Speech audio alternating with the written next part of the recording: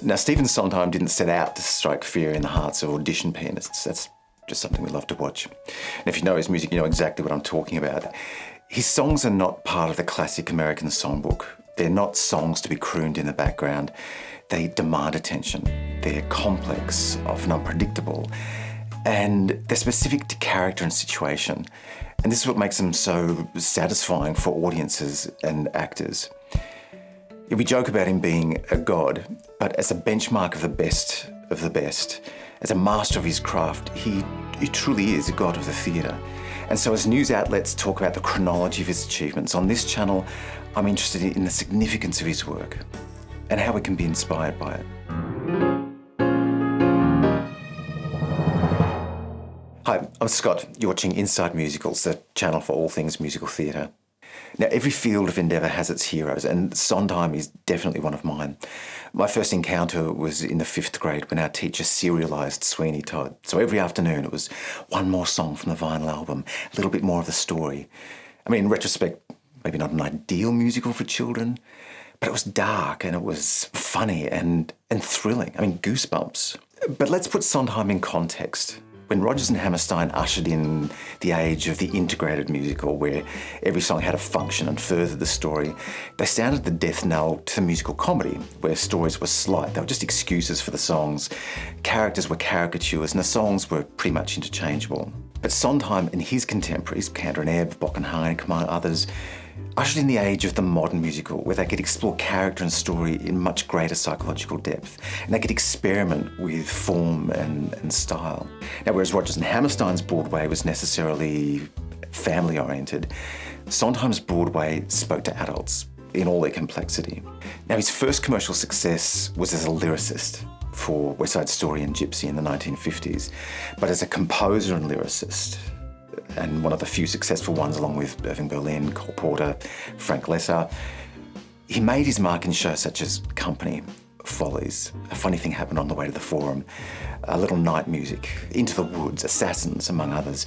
And these have since become staples of theatre companies all around the world. And despite a few commercial failures, his artistry has made him a Broadway legend.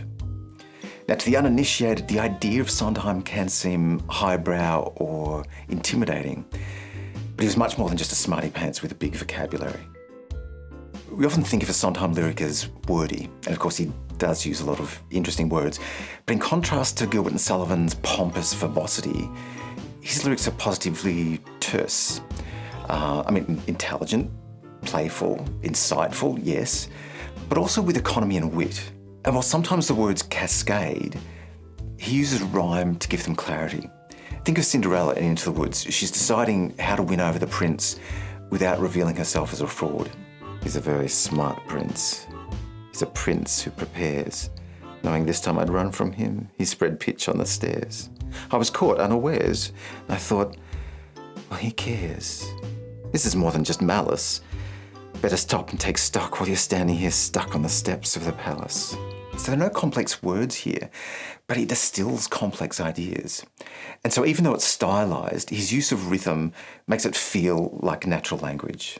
He also knew that rhyme on a punchline makes it so much funnier. In Sweeney Todd, Mrs. Lovett, who's been baking Sweeney Todd's victims into meat pies, tries to seduce him into marriage. By the sea in our nest, we could share our kippers with the odd-paying guest from the weekend trippers.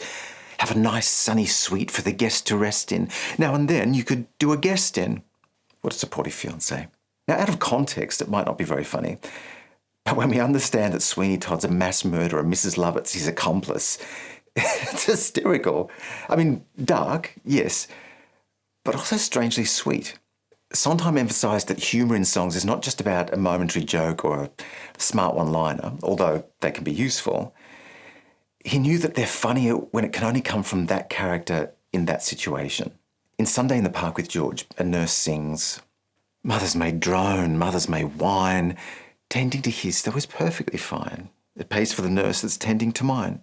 And this is the hallmark of his lyrics: incisive observation of human nature, mastery of language, and sharp humour. Now, by all accounts, Cole Porter was more interested in his shows as vehicles to sell sheet music. But by Sondheim's day, theatre songs were no longer the popular music of the time. So he blazed his own path with a modern classical sound. it was more progressive than his jazz predecessors. It was more avant-garde than the lyrical melodies of Richard Rodgers. And in contrast to the so-called rock musicals of the day, Hair, Godspell, Tommy, Superstar, his music probably had more in common with Rachmaninoff, Ravel and Stravinsky than, say, The Who or The Doors. Now, even in Pastiche, when he's referencing vaudeville and operetta in Follies, or jazz and big band in Anyone Can Whistle, American folk music in Assassins, or even the liturgical Dies Irae in Sweeney Todd, it's always filtered through his own unique aesthetic. And interestingly, a lot of his rhythms owe a lot to Latin music. So if you listen to his vamps and accompaniments in things like The Little Things You Do Together or Ladies Who Lunch, in Company, By the Sea from Sweeney Todd, or even the opening verses of Putting It Together from Sunday in the Park, you'll hear mambo, samba, rumba, cha-cha, but maybe not as you know them. Now, his music is rich. Structurally, he leans on tonal harmony for tension and release, but he frequently modulates outside of the key and sustains unresolved chords to maintain that tension. And his chord voicings often contain notes outside of conventional naming schemes, so a lot of his music just doesn't include chords. Yeah, it sucks to be you, audition pianists. Now, functionally, his music is often at odds with the lyrics. They do different things so they're not redundant. And his accompaniments leave clues about the drama, not just as underscore, but like his lyrics, they give the actor something to react to, something to play. Every song is a self-contained scene, and these songs are meant to be inhabited, not just crooned. Think of I'm Calm from A Funny Thing Happened on the Way to the Forum. Hysterium sings, I'm calm, I'm perfectly calm, I'm utterly under control. I haven't a worry. Where others would hurry, I stroll. Now, the lyrics sound relaxed enough, but the music is at a galloping, agitated tempo that reveals the character's true state of mind, and that's what makes this song so funny. Plus, Sondheim realises that characters aren't reliable witnesses to their own stories. They have biases and secrets, so he targets their blind spots. He gives them a noose around their necks, and his lyrics expose their conceits, their hypocrisies, their ironies. Now, in Little Night Music, Carl Magnus doesn't sing about being a controlling, misogynistic buffoon, but in Sondheim's lyrics, we can't help but draw that conclusion. Fidelity is more than mere display. It's what a man expects from life. Fidelity, like mine to Desiree, and Charlotte, my devoted wife. But he thinks he's being perfectly reasonable. Now, in A Weekend in the Country from the same show, Anne is horrified to be invited to the shadow of her romantic rival, but she also reveals herself as being secretly delighted. A weekend in the country? I'm insulted and have nothing to wear. And it's this duality that's fun for actors to play and delicious for an audience to watch. It's as though the characters are caught with their underwear showing and we feel really smart for noticing. But then now we've come full circle back to lyrics. And with Sondheim, it's very hard to separate music and lyrics because they work so tightly to tell a story. Now, it's hard to pigeonhole a Sondheim show because they're so varied in terms of the subject matter and his collaborators. But conceptually, they fall into two main camps. The traditional linear narratives like Sweeney Todd, Into the Woods, Little Night Music, Merrily We Roll Along. So even though it's told in reverse, it's still linear. And they're all driven by traditional storytelling techniques of plot, character, and stakes. Just perhaps more depth than the musical comedy of the previous generations. And then we have the so-called concept musicals, Follies, Company, Assassins, and these are more interested in exploring an idea. Follies is about memory, Company is about relationships, Assassins is about self-entitlement. And the plot here is more implied than overt. Yes, it progresses, but we piece it together through vignettes and character studies to build up to a larger picture. They're kind of riffing on a theme to make a point. Now, most of his shows are set in a specific time and place for a reason, but Company is arguably most bound to the time and place in which it was written. New York is really an important part of the story, but it's a generalised contemporary. So with references to, say, an answering service in Another 100 People, clutching a copy of Life in Ladies Who Lunch, it's potentially also the most dated. But the ideas are much stronger than the specifics, so it remains relevant. And so in spite of the setting, it's about the human condition, which doesn't really change very much. So a few tweaks to the orchestration and it will still feel contemporary. But compared to, say, Godspell and Hair, that are so bound to the pop music idioms and song structures and vernacular and values of the day, they will always feel like a time capsule, no matter how much you reorchestrate. Now, modern Broadway is plagued by investors who want safe properties. Take a well-known film, book, video game, turn it into a well-known musical. This is Disney's business model, and there's a place for that if it brings audiences in.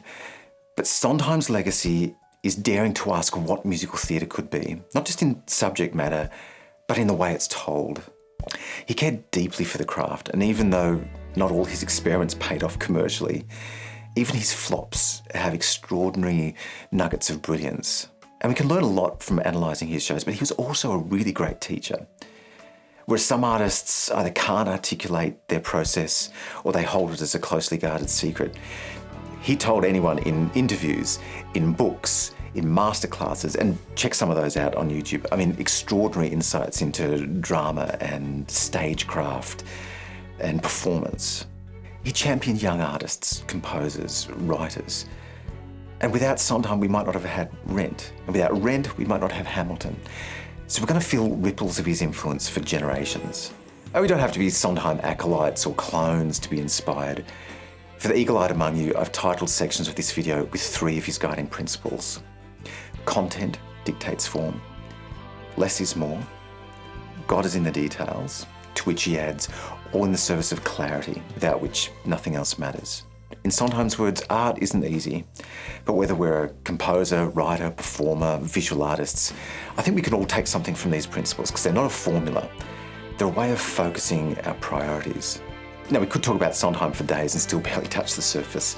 So if you're not familiar with his work, you're so lucky you've got Spielberg's West Side Story to look forward to as an introduction. For those of you who do know his work, quote your favourite lyric in the comments below. And dear Mr. Sondheim, thank you so much for your art, your artistry, your wit, and your humanity.